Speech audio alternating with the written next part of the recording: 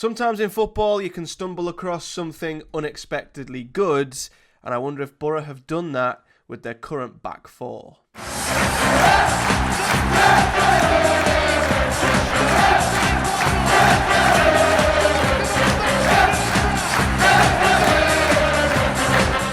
Now, a few weeks ago, when Borough had another injury crisis at the back, we've ended up stumbling across a defence, which I remember at first glance was one I looked at and thought was, well, a shambles. However, in recent weeks, the back four, the makeshift back four of Neto Borges, Johnny Howson, Anthony Dijksteel and Samuel Iling-Junior has actually been better than we first thought, with some promising signs coming from both Neto Borges as a centre-back over his more natural position of what we brought him in to do, which was, of course, being a left-back. Bringing Samuel Iling-Junior in has gave us a better output down the left-hand side as a left-back.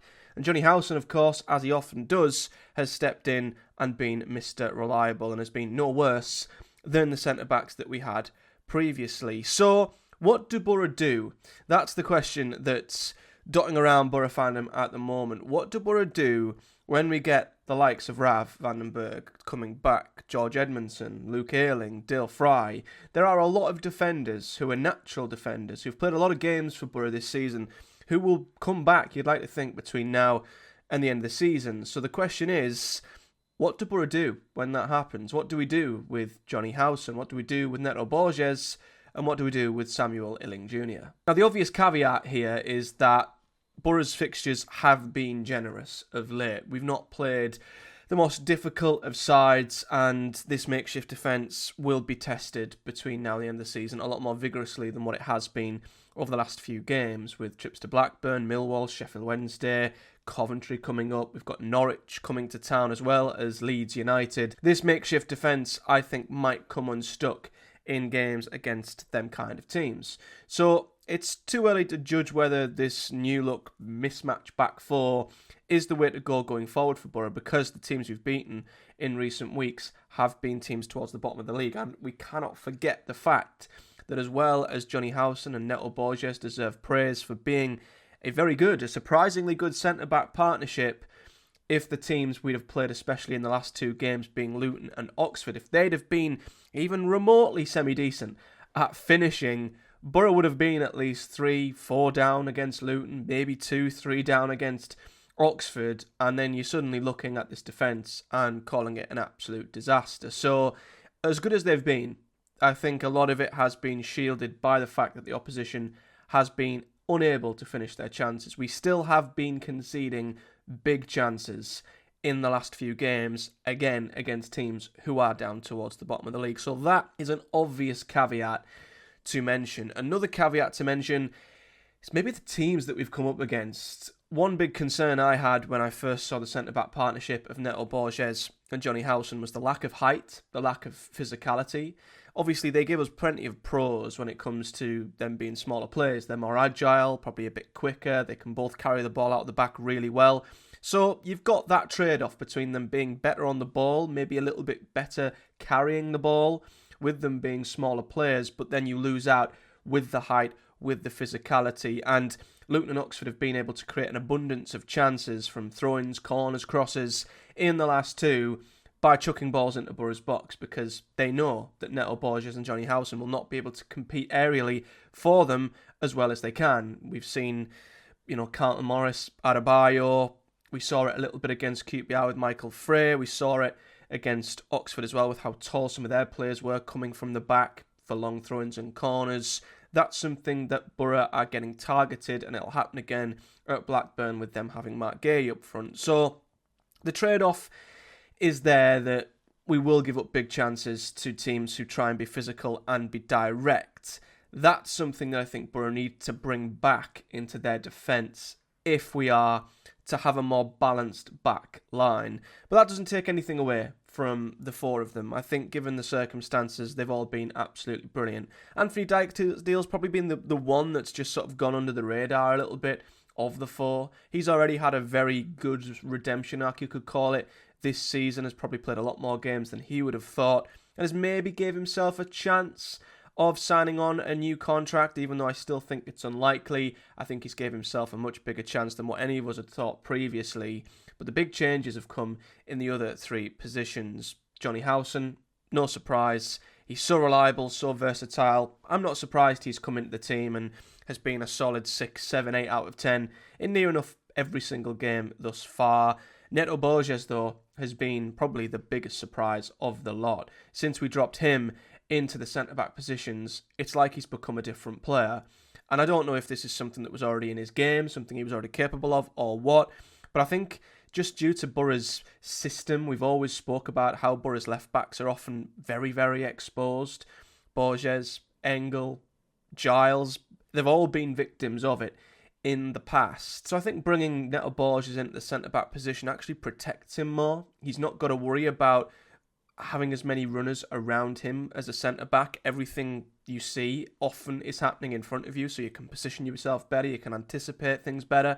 And I think naturally, just down to Borough's system and his strengths and weaknesses, Neto Borges being a centre-half, I think complements him as a player a lot more and doesn't expose his weaknesses as much. Plus, him being a left-footed centre-back, it just offers balance. I know a lot of people don't think there's much in having a right-footed centre-back on the right and a left-footed centre-back on the left.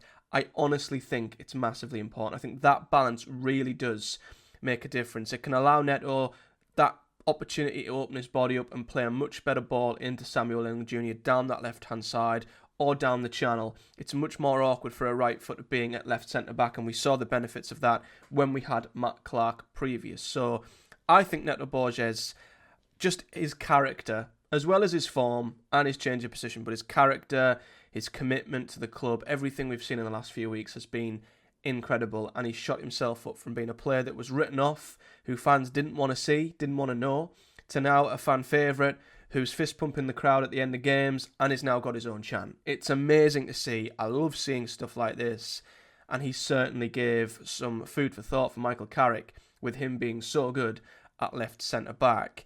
And finally, Samuel Iling-Junior, a player who's come in on loan, a player who I don't think we wanted to sign as such. It was an opportunistic signing that come up and we thought, well, why not? Like we did with Ben Doak in the summer. And it's took him a while. I think it's took Borough a while to really understand where his best position is. It's clear that it's not on the right-hand side. He had some terrible performances on the right-hand side, both as a winger and as a full-back. But he looks much more at home at left back, left wing, down that left-hand side. He's done that successfully in the past in Italy with the likes of Juventus. But there's no surprise to see Samuel Iling-Junior thriving more on the left-hand side. And the one big thing with him is his quality from dead ball situations and his crossing ability is top draw. It's almost like we finally found a left back, maybe by accident, who can cross a ball really well. And that's what we've been looking for since we lost Ryan Giles, or since we last had him at peak form in the playoff season. Quite ironic that we found our closest match to Ryan Giles, the best left back since him, when he's ironically sat on the bench behind him in Samuel Iling-Junior. It's ironic, it's football, it's funny, but we've really stumbled across a left back who I think finally gives Michael Carrick what he's tried to get out of all of his left backs since that initial season under Ryan Giles. We didn't get it under Engel. Bangura, maybe it's too soon to judge with his injuries. Borges, no. Finally, Samuel Iling-Junior is a left back who is competent enough defensively, I think. He's pacey, he's strong, good recovery runs, a bit like Dijksteel. He can defend well enough, but he gives us so much more offensively, which none of the other left backs do. And we saw against Oxford in a game where Borough are facing a tight, compact back five, a low block. How do Borough breach through it? In the past, we've struggled massively to do it. We all theorised in January that the reason we were bringing Ryan Giles back was to help us maybe try and get through that low block and win games like Oxford, like QPR. Turns out Samuel Iling-Junior might be the answer to that, because he was pivotal in creating both goals that led to us finding a way past Oxford. So, all of them have done well, especially Howson, Borges and Iling-Junior. So do we change it? Because, as I say, Luke Ayling's coming back, Edmondson will come back, Rav Vandenberg and Dale Fry will come back. Now, of the defence currently, I wouldn't change any of it at the moment. I think they're all playing well. They're all in form. So I don't see any reason as to why Borough should move things around for the sake of it. But if there was one change I would make, it would be Rav van den Berg in for Johnny Howson. May sound harsh. I know Johnny Howson's been getting a lot of praise for his performances of late, and he fully deserves it.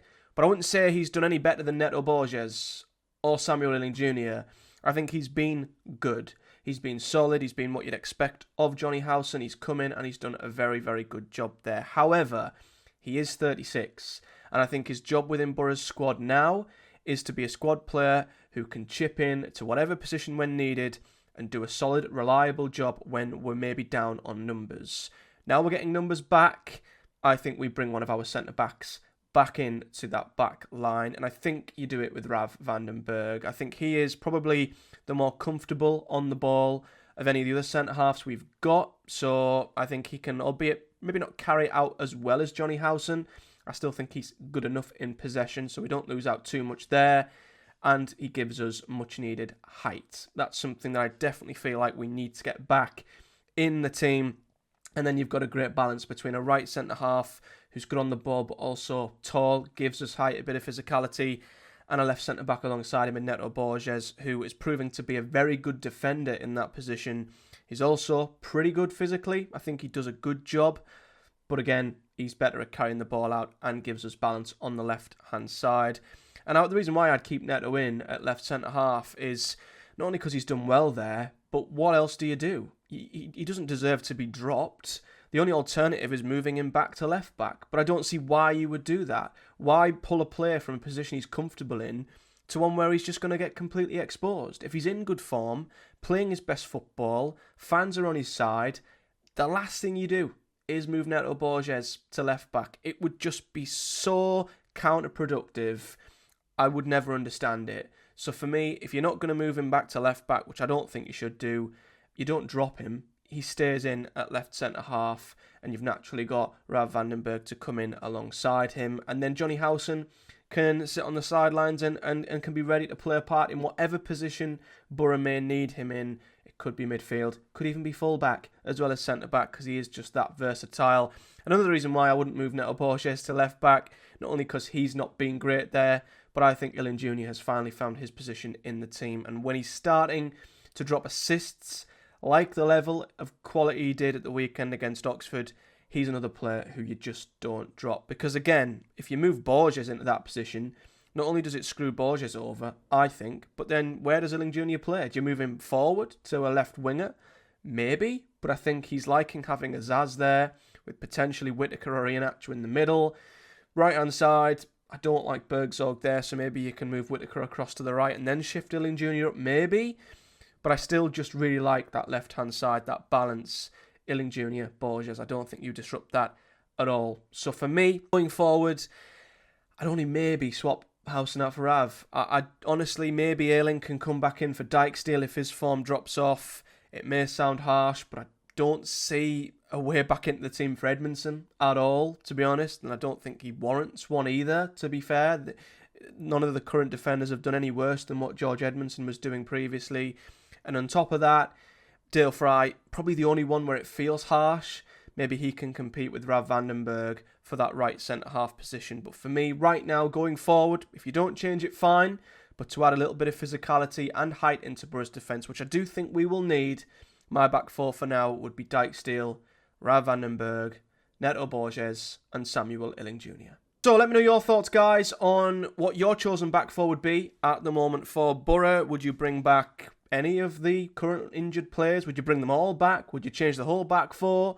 Would you keep Howson in there, Borges in there, Iling-Junior? Would you change the lot, or would you keep it just as is? I'd be intrigued to hear what your best back four would be going into, as I say, much tougher games where they will be tested a hell of a lot more than what they have been previously. But until next time, if you've enjoyed the video, guys, do like, subscribe. If you haven't already, for much more Borough and Championship football-related content to come, leave me a comment in the section below, as always, and I'll be back towards the end of the week, not only with a preview of the Blackburn game, but I've also got tickets to go, so there'll be a match day vlog over the weekend as well. Shouldn't that be fun? But until then, guys, take care, enjoy the rest of your week, and I'll see you all in a few days' time.